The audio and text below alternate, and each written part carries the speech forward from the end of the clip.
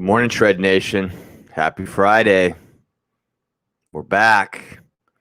We're back with episode 127. Pull up a chair, pour a cup of coffee, and let's enjoy this nice, relaxed Friday Q&A. This is Q&A number 23. Welcome to the School of S.H.R.E.D. This is the show that's designed to help you shred your old and make better your new. And we don't just shred body fat on this show. We shred habits no longer serving us and limitations. This is brought to you by the School of S.H.R.E.D Online Health Academy, where you can sign up and get online coaching with me, where we have weekly meetups. You get weekly assignments, exercise plans, diet plans, all of that good stuff. If you go to www.theschoolofshred.com, you can learn more about that there. How are you doing today? Think to yourself, how are you doing today? Are you ready for some questions? We got some good questions today. We're going to be hitting up a little bit of food, a little bit of workout, a little bit of injury stuff, a little bit of supplementation.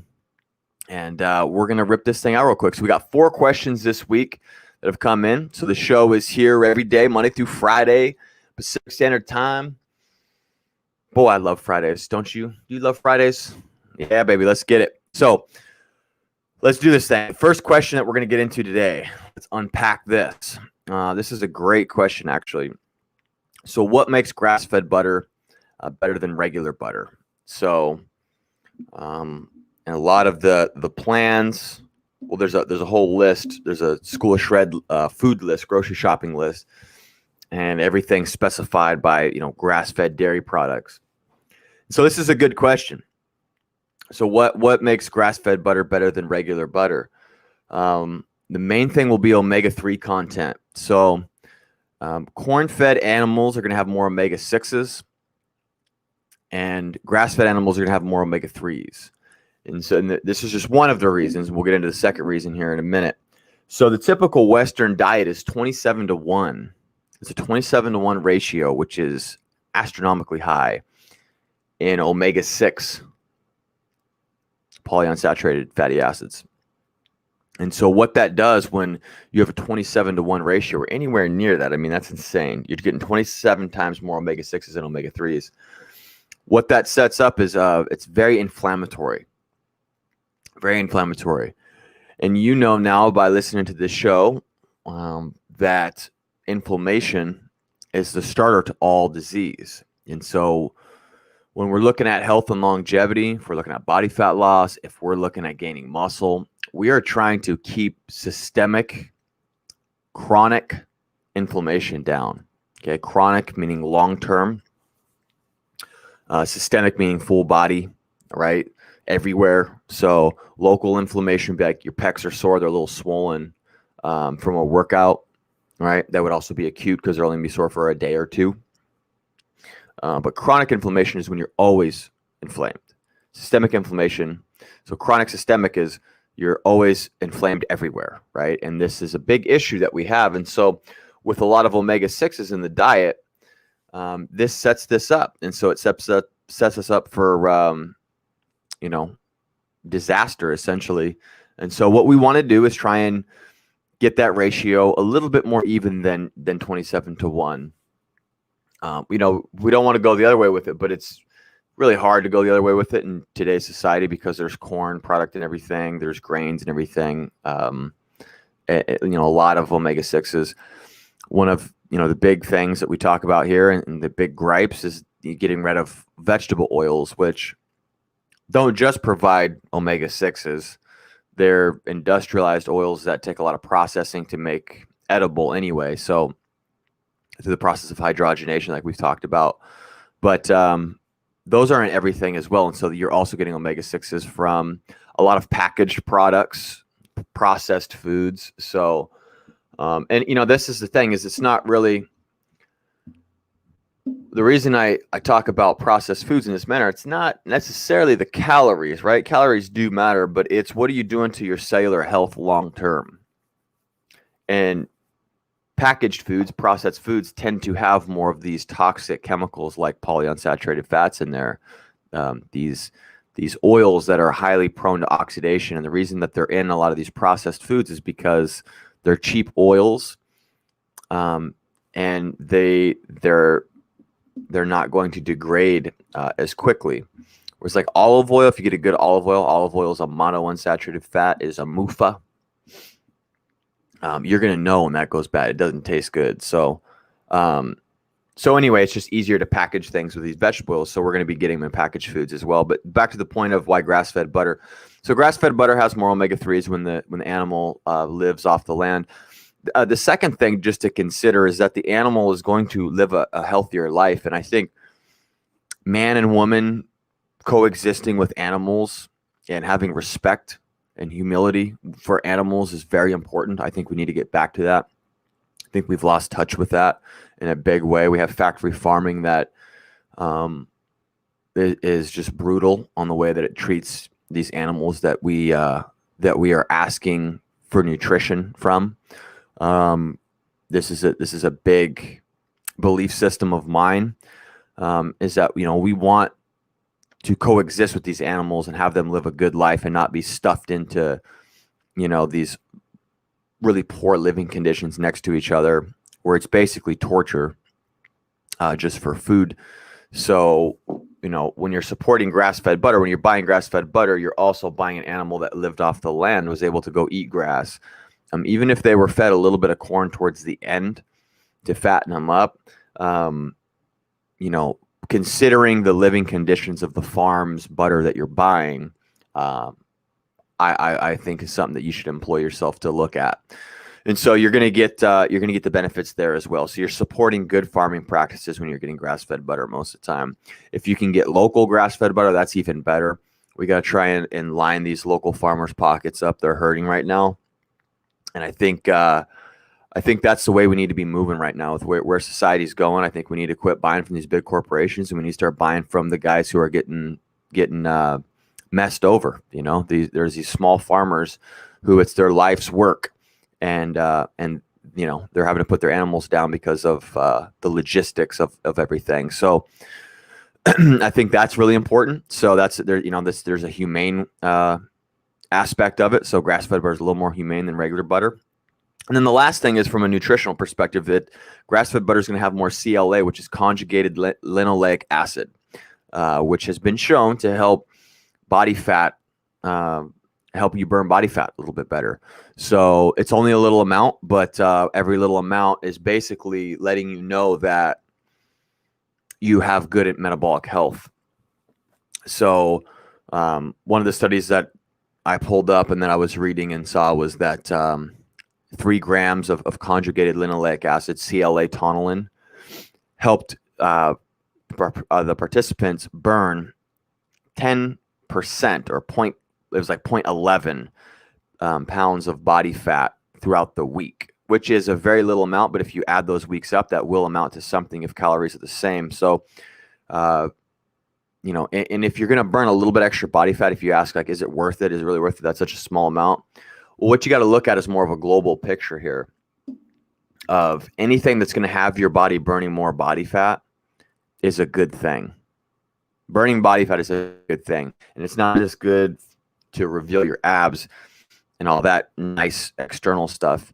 When you're burning body fat, that means that most likely your brain is able to get energy from body fat. So you're less likely to end up with hypoglycemia and start getting into this insulin resistance thing, which is crippling the United States right now. So, and really the whole world, because all of this, vegetable oils and excess sugar foods have made their way all around the world. So there's that, there you get more CLA and tonillin. So grass-fed butter, to give you the sound bites that helps humans learn, because long form discussion is great, but your sound bites are, what does grass-fed butter do better than regular butter? It provides omega-3s. It provides CLA tonillin, which helps burn body fat.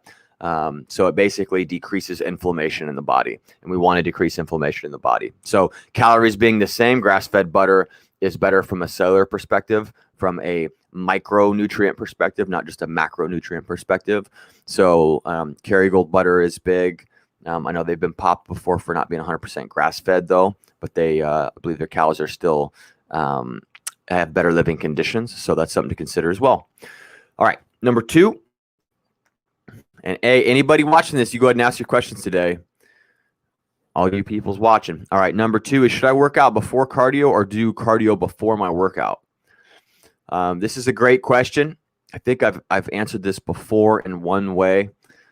It's up to you, and it really depends on what the goal is. So traditionally speaking, it's usually best practices to do your resistance training, your higher effort exercise before you do cardio. So like if you wanted to lift weights and then you wanted to do like 30 minutes or 45 minutes or something of treadmill or something like that, or walking afterwards. Because let's be honest, who's on a treadmill now? Who's going to walk outside, right? Which is the better way to go. But you want to do your resistance training before. However, I've had clients that they just enjoy to do their cardio before they do the resistance training, and so whatever's going to get your adherence up is what you should be doing. There's a lot to consider, but the main thing to consider is your program, and the outcomes that you're looking for. This is huge. So, what's technically best often takes a back seat to preference, because preference, if you prefer to do something, you're more likely to do it more.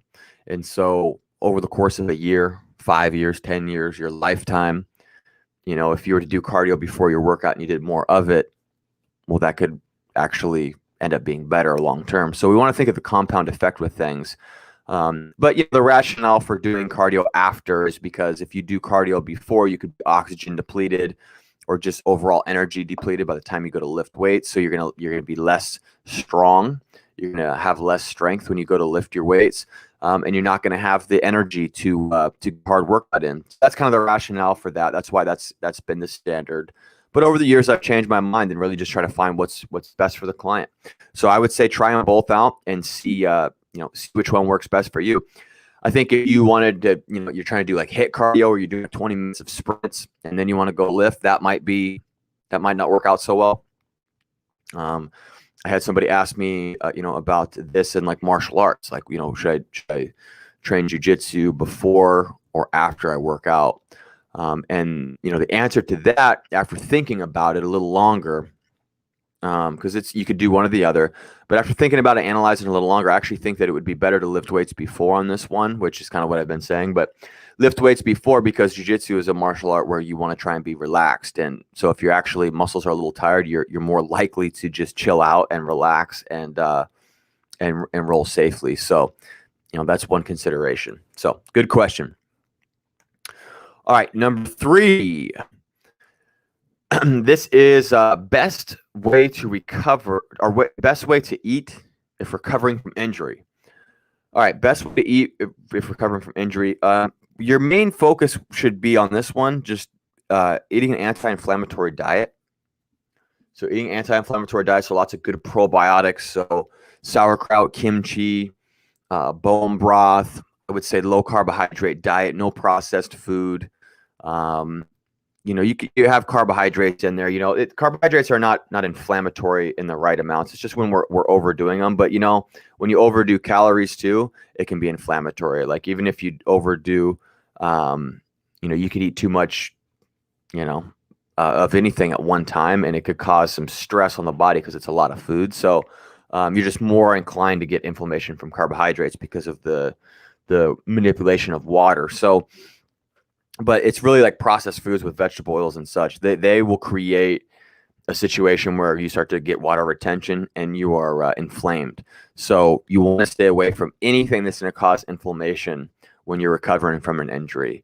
If you're holding excess water, that's what's going to basically cause pain and be hitting these nerves. So, and you get that nerve pain. So best way to eat for recovering from injury is just to eat an anti-inflammatory diet. So proteins, good fats, natural foods, as natural as possible, lots of water, 15 milliliters of water per pound of body weight, and then getting your probiotics in to take care of good gut health, because inflammation, we can combat systemic inflammation with good gut health, with a healthy gut microbiome.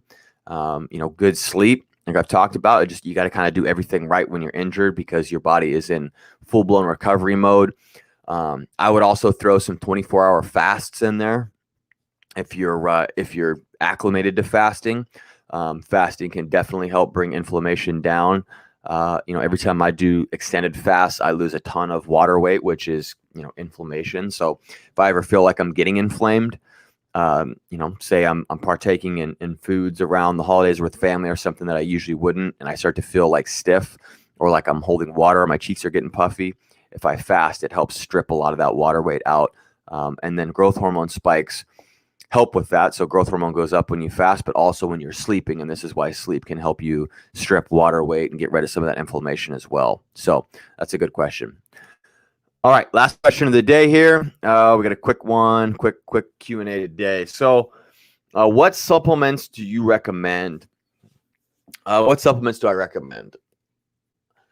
Well, I usually recommend that folks take that supplement money and put it into the grocery list. So, instead of spending $200 a month on supplements, I recommend that you take the $200 and upgrade the type of meat that you get. So everything's grass-fed or free range or organic produce with non-GMOs or things that aren't sprayed with pesticides.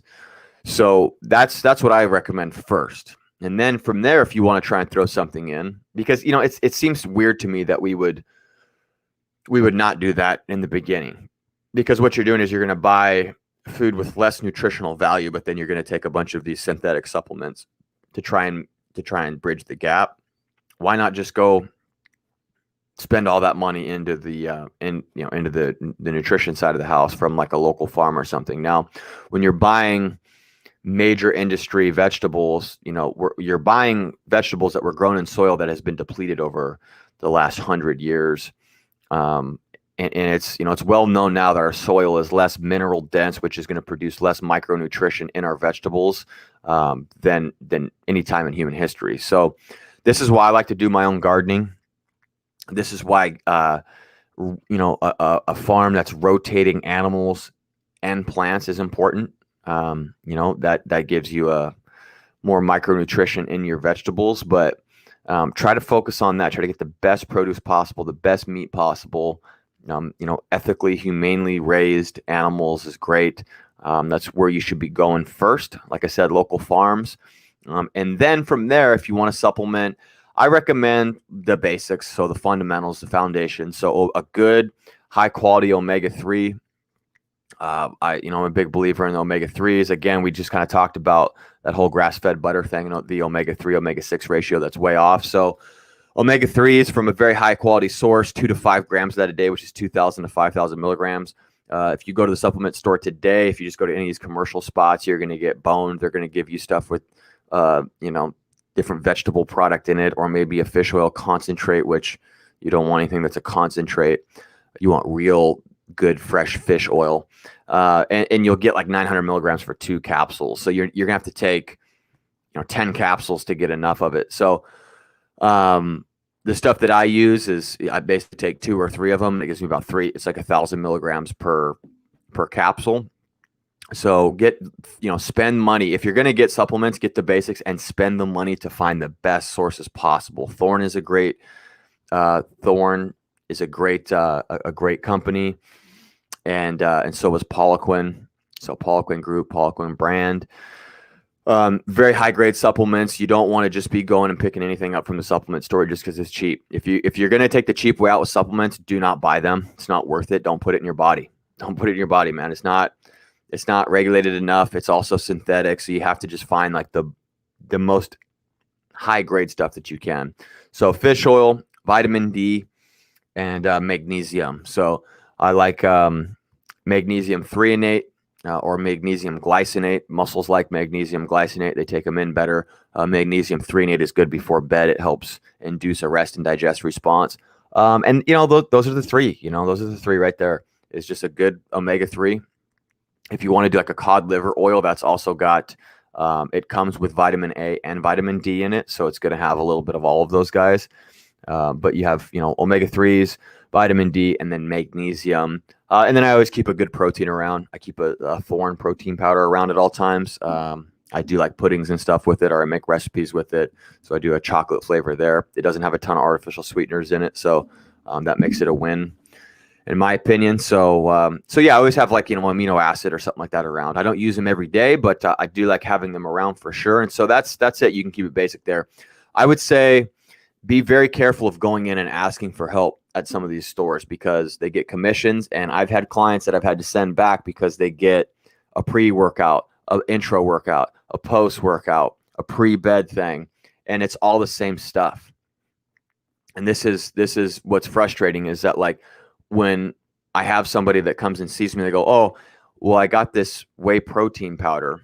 I got a fast digesting a whey protein powder. I got a casein protein powder. Oh, and then I also got this amino acid thing." It's like, dude, you don't need all of that stuff.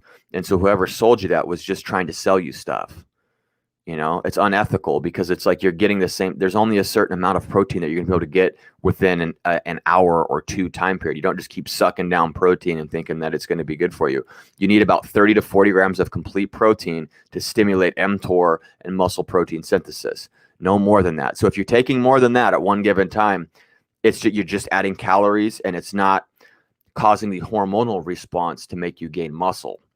And so this is why you don't need to load up on intra, post, pre, right when you wake up. Like, you don't need all of that stuff. You need the basics and you need good nutrition, and you don't even need supplements. You could just take that money and put it into good, ethically raised, grass-fed, pasture-raised, fresh water, insert whatever healthy term, organic, meat, vegetables.